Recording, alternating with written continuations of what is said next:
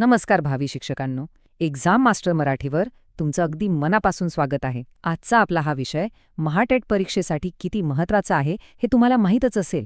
परीक्षेत सगळ्यात जास्त घाम फोडणारे प्रश्न कोणते असतात? बरोबर, सिच्युएशन बेस्ड क्वेश्चन्स. म्हणजेच एखाद्या विशिष्ट परिस्थितीत शिक्षक म्हणून तुम्ही काय कराल असे प्रश्न. हे प्रश्न पाठांतरावर सुटत नाहीत बरं का. इथे लागतो तो शिक्षकाचा योग्य दृष्टिकोन. आणि म्हणूनच आज आपण हे कठीण पातळीचे प्रश्न कसे टॅकल करायचे याचा एक जबरदस्त एक्सप्लेनर पाहणार आहोत. चला तर मग लगेच सुरू करूया. आता समजा तुम्ही वर्गात एखादा प्रश्न विचारलाय. एका विद्यार्थ्याने चुकीचं उत्तर दिलं आणि बाकीची सगळी मुलं त्याच्यावर हसायला लागली. अशा वेळी तुम्ही काय कराल? हा प्रश्न दिसायला सोपा वाटतो, पण तो तुम्हाला पूर्णपणे गोंधळात टाकण्यासाठी डिझाईन केलेला असतो. तुमची इथे मिळणारी एक प्रतिक्रिया तुमची पूर्ण शिकवण्याची पद्धत कशी आहे हे सांगून जाते. आपण याचे पर्याय बघूया. ए. चुकीचं उत्तर दिलं म्हणून त्या विद्यार्थ्याला चांगलंच ओरडणार. बी. जे हसतायत त्यांच्याकडे सरळ दुर्लक्ष करणार. सी. त्याने जे चुकीचं उत्तर दिलंय त्यामागचा त्याचा विचार समजून घेणार. की डी. थेट पुढचा प्रश्न विचारून मोकळे होणार. आता गंमत बघा. याचं अगदी अचूक उत्तर आहे पर्याय सी. त्याचं उत्तर चुकीचं असलं तरी त्याने तो विचार कसा केला हे समजून घेणं जास्त महत्त्वाचं आहे. यामुळे आपल्याला त्याची मूळ अडचण समजते. आज आपण अशाच प्रश्नांचा सराव करणार आहोत आणि त्यासाठी 3 मुख्य तत्व किंवा पिलर्स समजून घेणार आहोत. आपला पहिला पिलर आहे विद्यार्थ्याला समजून घेणे. सहसा 2 दृष्टिकोन पाहायला मिळतात. एक म्हणजे विद्यार्थ्याला दोष देणे, जसं की त्याला शिक्षा करणं किंवा तो अभ्यासात ढळ आहे असं ठरवून टाकणं. आणि दुसरा म्हणजे विद्यार्थ्याला सामावून घेणं. समजा एखादा विद्यार्थी गटात काम करत नसेल किंवा त्याला सतत कमी मार्क मिळत असतील तर त्याला शिक्षा करणं हा उपाय असूच शकत नाही. एक उत्तम शिक्षक नेहमी परिस्थिती समजून घेतो, त्याला जास्तीची मदत करतो आणि त्याच्या शिकण्याच्या पद्धतीचा म्हणजे लर्निंग स्टाईलचा अभ्यास करतो. ह्याच तत्वावरचा हा एक भारी प्रश्न बघा. एका विद्यार्थ्याला गणिताचा अक्षरशः कंटाळा येतो, पण तो चित्रकलेत एकदम एक्सपर्ट आहे. मग शिक्षकाने काय करावं? पर्याय आहे का? ए. त्याला फक्त गणितावरच फोकस करायला सांगावं. बी. त्याची इतर मुलांशी तुलना करावी. सी. त्याच्या चित्रकलेच्या आवडीतून त्याला गणित शिकवण्याचा प्रयत्न करावा. की डी. त्याला एक कमकुवत विद्यार्थी ठरवून टाकावं. अगदी बरोबर ओळखलात. याचं उत्तर सी आहे. त्याची आवड ओळखून कलेच्या माध्यमातून गणित शिकवावं. पण असं का बरं? यामागे खूप मोठं मानसशास्त्रीय कारण आहे. आणि ते कारण म्हणजे हॉवर्ड गार्डनर यांचा बहुविध बुद्धिमत्तेचा सिद्धांत. खरं सांगायचं तर प्रत्येक मुलाचा मेंदू वेगळ्या पद्धतीने काम करत असतो. कुणी गणितात हुशार असतं, तर कुणी कलेत, तर कुणी खेळात. या सिद्धांतानुसार विद्यार्थ्यांच्या जन्मजात ताकदीचा वापर करून त्यांना कठीण वाटणारे विषय शिकवले पाहिजेत. वर्गातली सगळीच मुलं एकाच साच्याची नसतात, त्यामुळे आपली शिकवण्याची पद्धतही वेगवेगळी असलीच पाहिजे. यानंतर आपला दुसरा महत्त्वाचा पिलर आहे भावनिक सुरक्षितता. आता ही परिस्थिती डोळ्यासमोर आणा. एका विद्यार्थ्याला परीक्षेत खूप कमी मार्क मिळाले आणि तो चक्क रडायला लागला. तुम्ही काय कराल? ए. अरे रडून काही होणार नाही असं सांगाल. बी. सगळ्या वर्गासमोर त्याला समज द्याल. सी.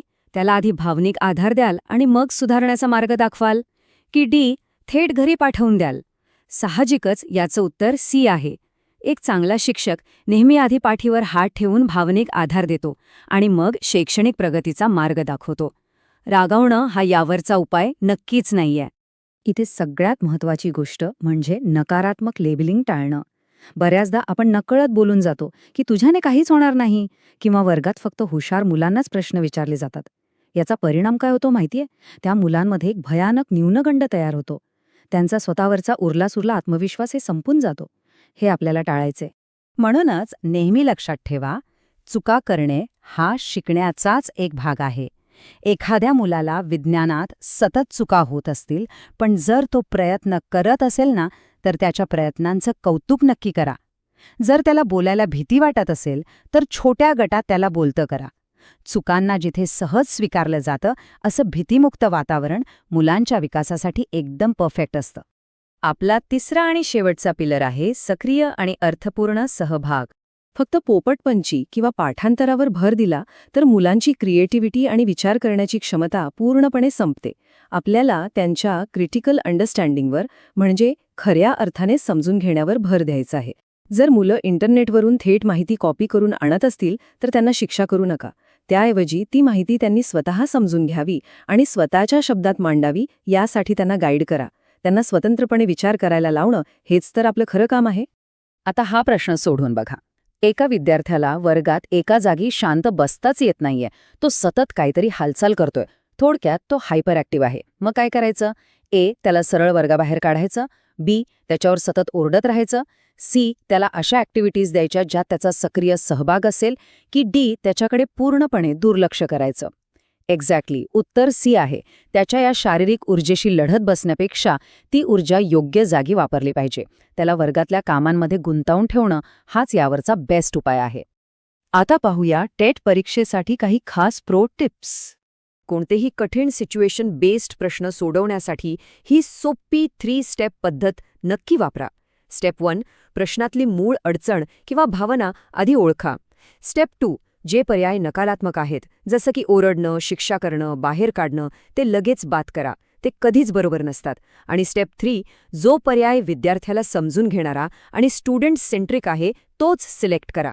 हा फॉर्म्युला लक्षात ठेवलात तर परीक्षेत तुमचे मार्क कुठेच जाणार नाहीत याची गॅरंटी माझी.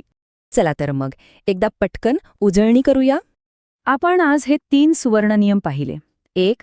विद्यार्थ्यांच्या गरजा ओळखा आणि त्यांच्या बुद्धिमत्तेनुसार तुमच्या शिकवण्याच्या पद्धतीत बदल करा. 2. वर्गात भावनिक सुरक्षितता द्या. कोणतीही भीती नको आणि कोणाची खिल्लीसुद्धा उडवली जाऊ नये. आणि 3. सक्रिय सहभाग. नुसता पाठांतर नको, तर विद्यार्थ्यांचा वर्गात अर्थपूर्ण आणि सक्रिय सहभाग असायला हवा. मला खात्री आहे की आजचा हा एक्सप्लेनर तुमच्या परीक्षेच्या तयारीसाठी खूप फायदेशीर ठरेल. टेट परीक्षेसाठी जर तुम्हाला असेच एकदम सोप्या भाषेतले आणि दर्जेदार विषय समजून घ्यायचे असतील तर आपल्या एक्झाम मास्टर मराठी चॅनलला आत्ता सबस्क्राईब करा. हे सत्र आवडलं असेल तर लाईक नक्की करा आणि आपल्या अभ्यास करणाऱ्या मित्रमैत्रिणींसोबत शेअर करा. जाता जाता एक छोटासा पण महत्त्वाचा विचार तुम्हाला देऊन जातो. ही परीक्षा तर आपण सगळेच नक्की पास हो, पण फक्त परीक्षा पास होण्याच्या पलीकडे जाऊन जेव्हा तुम्ही खऱ्या अर्थाने शिक्षक म्हणून शाळेत जाल तेव्हा तुमच्या भावी विद्यार्थ्यांसाठी तुम्ही कसा भीतीमुक्त वर्ग निर्माण कराल यावर नक्की विचार करा. एक उत्कृष्ट शिक्षक होण्याच्या तुमच्या या प्रवासासाठी खूप खूप शुभेच्छा. आज आपण इथेच थांबूया.